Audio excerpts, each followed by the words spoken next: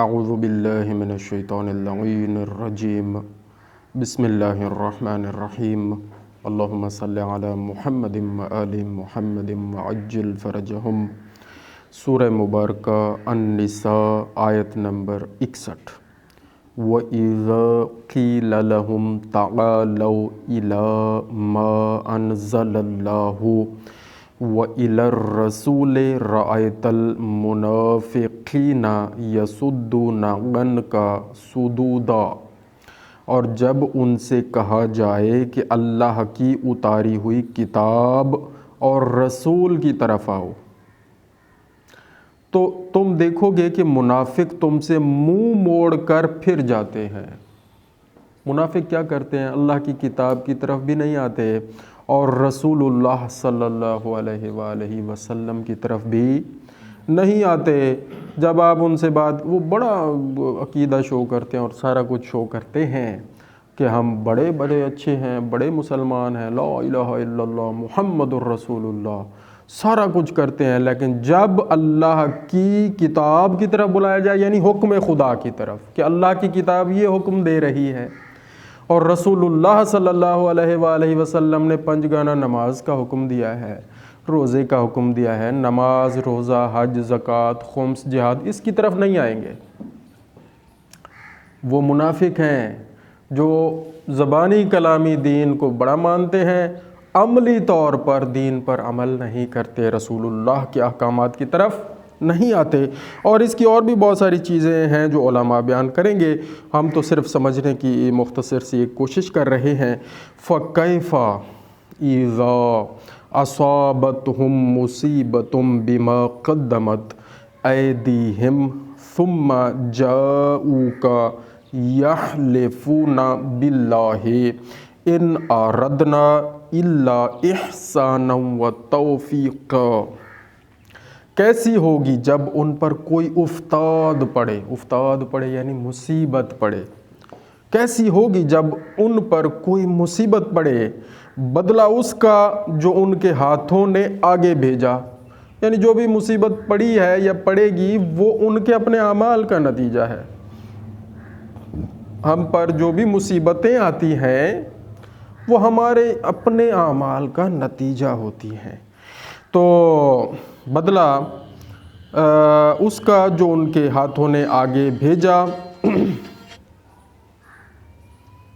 پھر اے محبوب تمہارے حضور حاضر ہوں اللہ کی قسم کھاتے کہ ہمارا مقصود تو بھلائی اور میل ہی تھا۔ پھر کیا کہتے ہیں؟ ہمارا مقصد اچھا تھا، ہم میل ملاپ کرنا چاہتے تھے، ہم صلح صفائی کرنا چاہتے تھے، اور آپ کے حضور یہ قسم کھاتے ہیں اولئک الذین یعلم اللہ ما فی قلوبہم فاعرض عنہم۔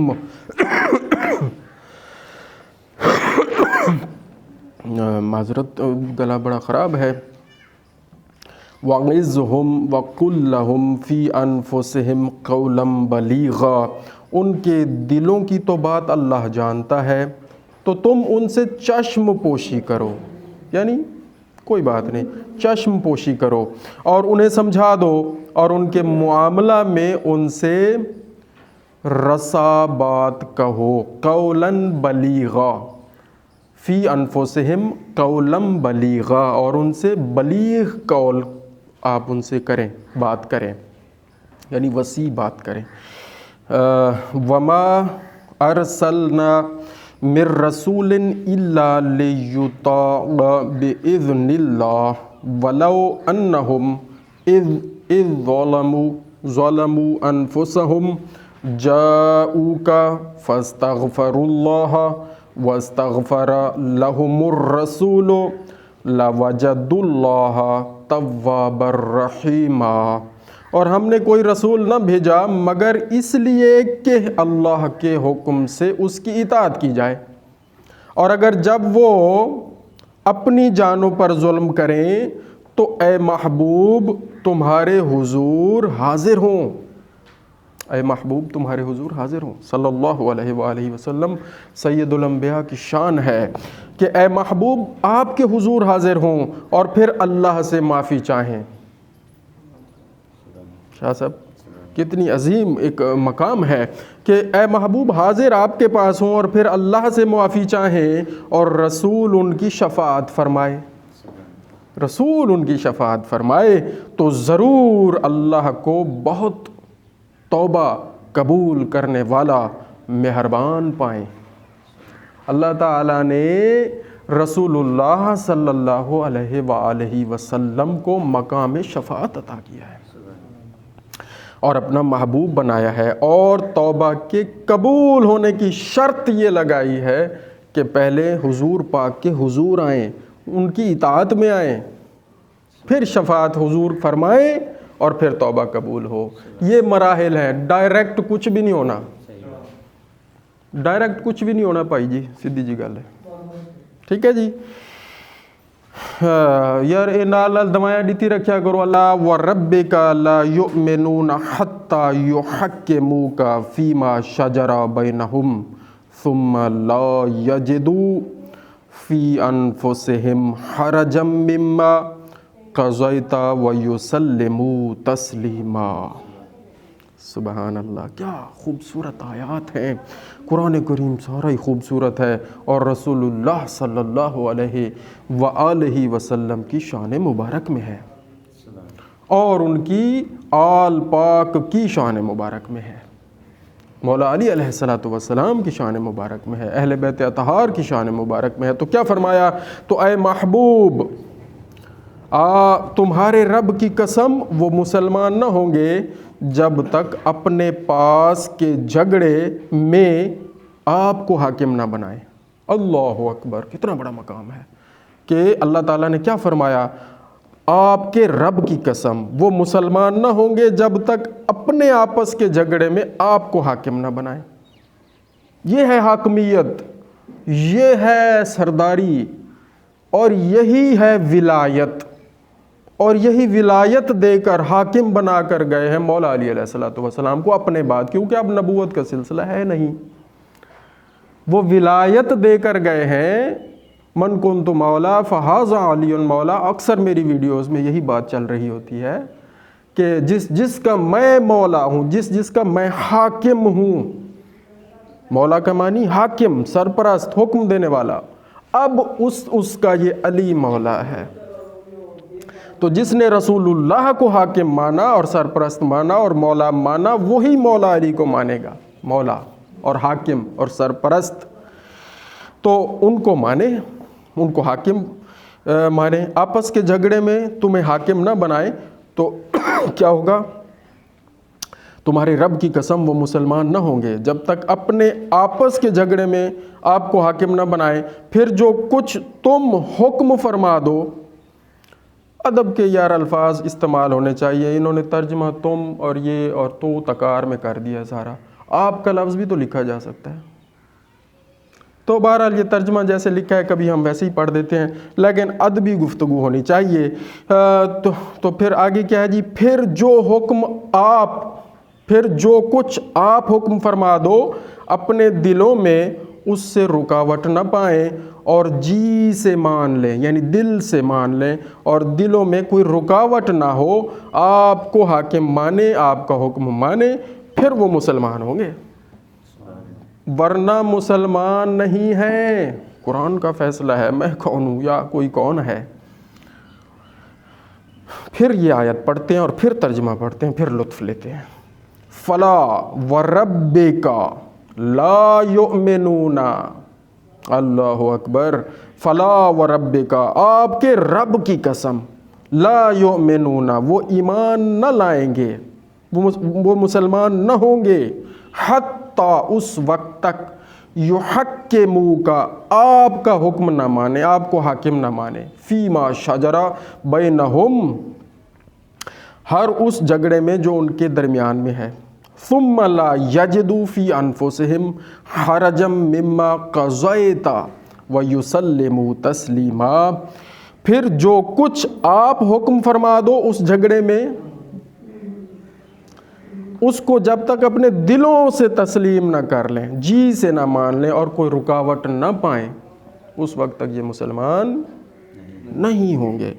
ولو، اب آپ دیکھ لیں رسول اللہ صلی اللہ علیہ وآلہ وسلم نے کتنے ایسے احکامات دیے اللہ کے حکم سے، وہ تو بولتے ہی نہیں تھے اللہ کی وحی کے بغیر، وما ینطق عن الہوی، وحی کے بغیر بولتے ہی نہیں تھے۔ تو جب رسول اللہ صلی اللہ علیہ وآلہ وسلم اس دنیا سے تشریف لے کے جا رہے تھے، پردہ فرما رہے تھے، کتنے احکامات دیے، امت نے عمل نہیں کیا۔ کیا کیا؟ رسول اللہ صلی اللہ علیہ وآلہ وسلم نے حضرت اسامہ جو 17 سال کے تھے، ان کو ایک اپنی امت کا اس وقت لشکر کا سردار بنایا اور کہا جی فلاں جگہ جائیں وہاں اکٹھے ہوں اور پہنچیں اور وہاں انشاءاللہ ایک جنگ ہے اور اس میں شامل ہوں۔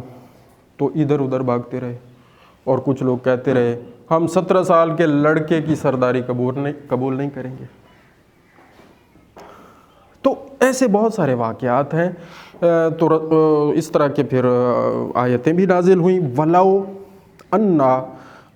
أَنَّا كَتَبْنَا عَلَيْهِمْ أَنِ اقْتُلُوا أَنفُسَكُمْ أَوِ اخْرُجُوا مِنْ دِيَارِكُمْ مَا فَعَلُوهُ إِلَّا قَلِيلٌ مِّنْهُمْ وَلَوْ أَنَّهُمْ فَعَلُوا مَا يُوعَظُونَ بِهِ لَكَانَ خَيْرًا لَهُمْ وَأَشَدَّ تثبیتا۔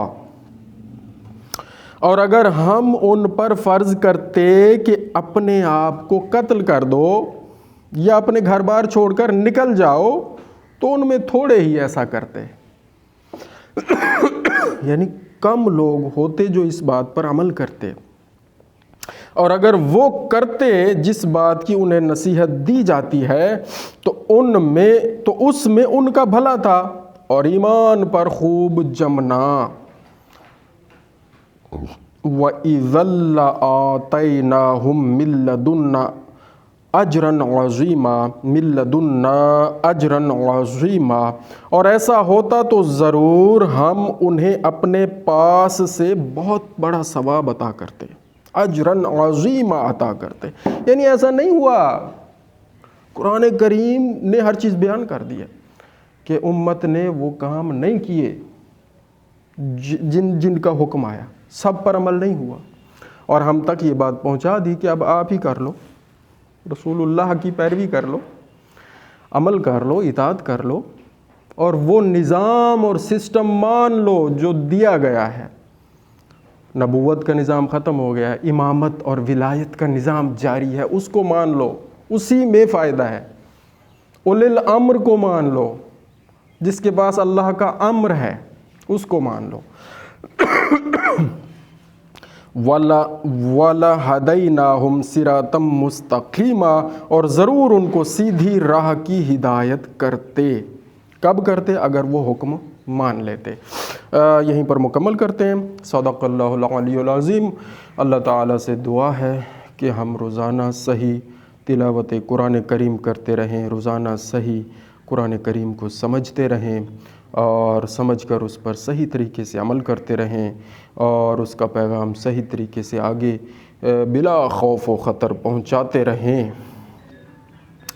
ریاکاریوں سے بچاتے ہوئے، شہرت پسندی اور خود پسندی سے بھی بچتے ہوئے۔ یا اللہ ہمیں یہ سارے کام کرنے کی توفیق عطا فرما، ہم میں سے جو بیمار ہیں ان سب کو شفا کاملہ عطا فرما، جسمانی، روحانی، اخلاقی تمام برائیوں اور بیماریوں سے نجات عطا فرما، ہمارے زمانے کے امام کے ظہور میں جلدی فرما، اور ہمیں اس زمانے کے جو امام ہیں ہمیں ان کی جب عالمی حکومت قائم ہو تو اس میں شامل ہونے کی ہمت، قوت، ہدایت اور توفیق عطا فرما۔ آمین بجاہ النبی الکریم و چہارد معصومین۔ اللہم صلی علی محمد و آل محمد وعجل فرجہم۔